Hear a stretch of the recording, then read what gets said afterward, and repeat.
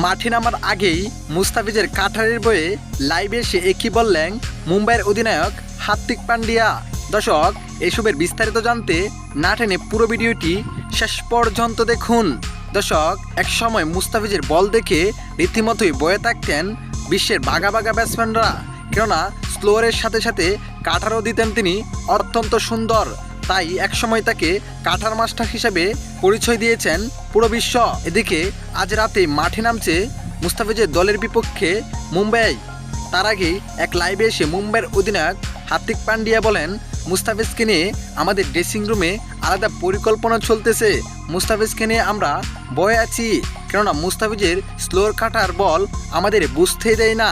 তাই মুস্তাফিজকে নিয়ে আমাদের আলাদা পরিকল্পনা সাজিয়েছি। তো দর্শক, আজকের ম্যাচে মুস্তাফিজুর রহমান মুম্বাইয়ের বিপক্ষে কয়টি উইকেট পেতে পারে আপনার মনে হয়? অবশ্যই জানাবেন আপনার মতামত এই ভিডিওর কমেন্ট বক্সে। ধন্যবাদ।